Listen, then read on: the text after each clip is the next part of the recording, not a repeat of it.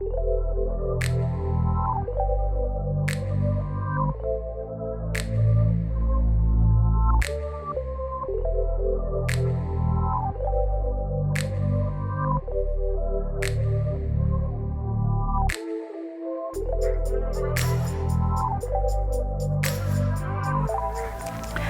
everybody and welcome back to my channel. It is the middle of September and we are at plot 15, just around the corner from where I live. It has been a quiet couple of weeks really.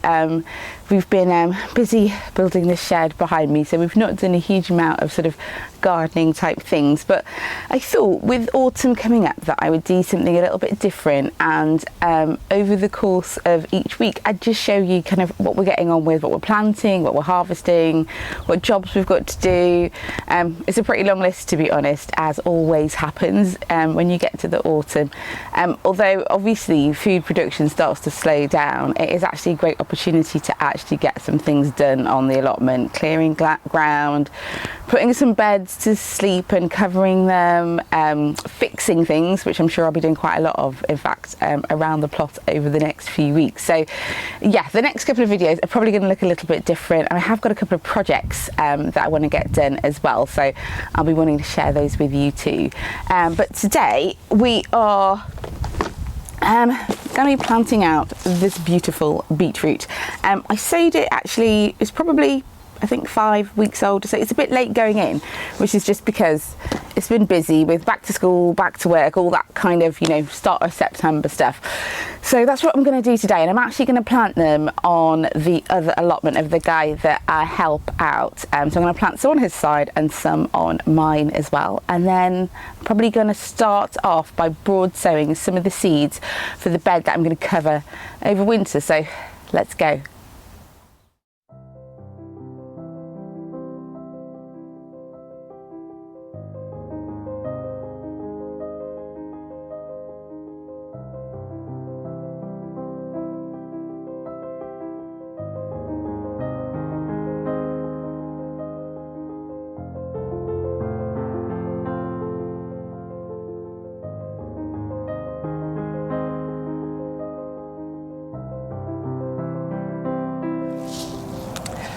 So I've put in the beetroot, and I've just decided there's a bit of space sort of like down the edge of both of the beds. So I'm going to pop in some of these oriental salad leaves and mustards down the side. I've pre-watered the bed because the seeds, I don't want the seeds to kind of like move around all over the bed if I water afterwards. So I've watered them already. I'm just going to push them in. I'm going to put the net back over, and so hopefully the birds won't eat all the seeds, and then we'll see how it goes.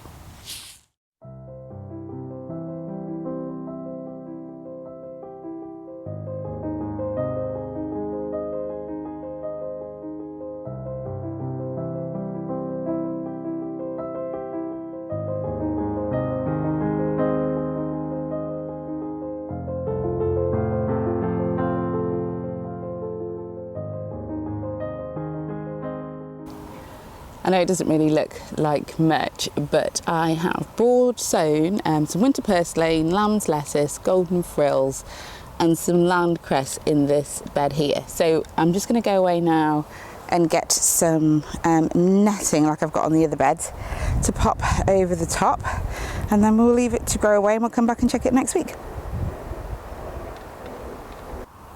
Right, I'm not sure what's been going on here. I've got these 2 tubs with carrots in, and they seem to be doing okay, but I sowed this bed at the same time also with carrots, and barely any of them have germinated. Yeah, I'll take you in for a bit of a closer look. You see there's like maybe 5, so I'm gonna re-sow this bed. We'll just see what happens. I think they might have possibly just dried out, to be honest, but I will yeah, give them another go and see how it gets on. Hi everybody, we're back here at the plots in the park today. I've got a couple of things to do. I'm going to dig up actually the main crop potatoes. I chopped back the tops a little while ago and just completely forgot that they were there, so I'm going to go and dig those up today. I'm going to do a little bit of harvesting as well, and clear out a couple of plants that need to go. So let's see what we need to get on with today. Hopefully you guys remember that I said I'd planted a butternut squash here. which I was completely wrong about. It's actually a Wisconsin gherkin, which I actually thought that all the plants of that had died, which is why I thought it was a butternut squash, but it definitely isn't.